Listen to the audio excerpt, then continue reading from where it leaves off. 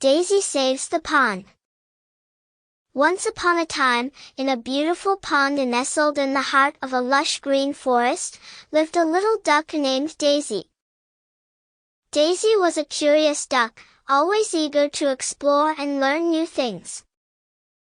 She loved to swim in the cool, clear water of the pond, and to play with her friends, the other ducks and geese who lived there. One day, as Daisy was paddling around the pond, she noticed something strange.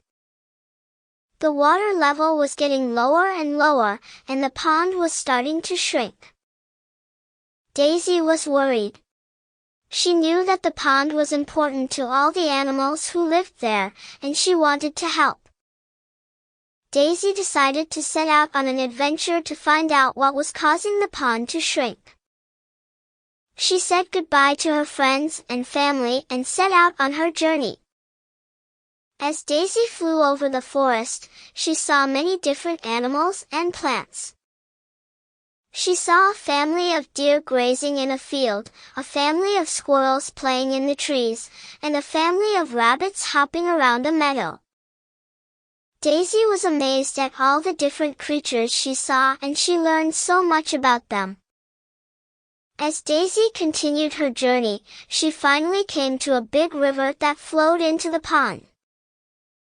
She saw a big dam that was blocking the water from flowing into the pond. Daisy knew that this was the cause of the pond shrinking.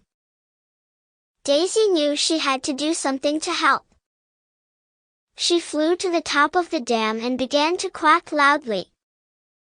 She quacked so loud and so long that the animals who lived in the forest heard her and came to see what was going on.